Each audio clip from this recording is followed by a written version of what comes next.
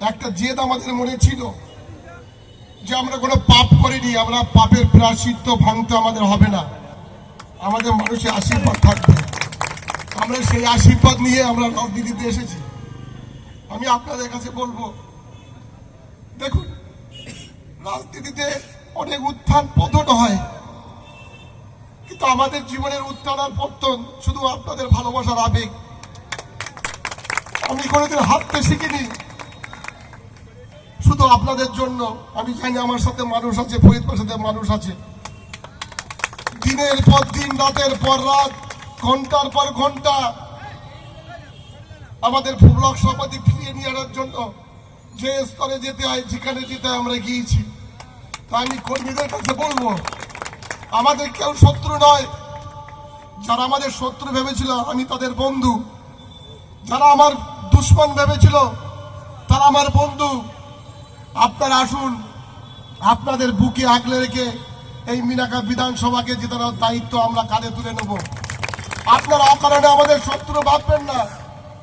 আমরা শুধু চেয়েছিলাম মানুষের কাজ করতে, মানুষের আবেগ, আমরা মানুষের ভালোবাসা চেয়েছিলাম। আমাদের হিন্দু, আমাদের মুসলিম, আমাদের বিভিন্ন ভাবে আমাদের তকমা লাগানো হয়েছিল। আমি যেদিন থেকে এই সভাপতি ঘোষণা হবে, আজকে সকাল থেকে আমি মিনিটের পর আপডেট দিয়েছি। আমি জানতাম ফরিদ ভাই ব্লক সভাপতি হবে, তবু আমি আপডেট দিয়েছিলাম। কিন্তু আমরা সেদিন আবার সার্থক হব যদি কোনো কর্মী আমাদের এই ফরিদ ভাইয়ের প্রাপ্য সভাপতি, ইউনুস ভাইয়ের সভাপতি, কৃষ্ণা মণ্ডলের সভাপতি যদি আপনারা টিকে রাখতে পারবেন। আপনাদের ভালোবাসা, সিম্প্যাথি ছাড়া এই সভাপতি টিকতে পারবে না।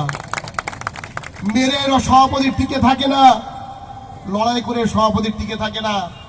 সভাপতি টিকে থাকে সততা আর ভালোবাসা। সেদিন আমরা মুখ্যমন্ত্রীর মঞ্চে বিধানসভা না লোকসভা নির্বাচনে 32,000 ভোটে লিড দিয়ে আমরা প্রমাণ করেছিলাম যে আমরা হাজী নুরুলের সৈনিক, আমরা মমতা বন্দ্যোপাধ্যায়ের সৈনিক, আমরা অভিষেক বন্দ্যোপাধ্যায়ের সৈনিক।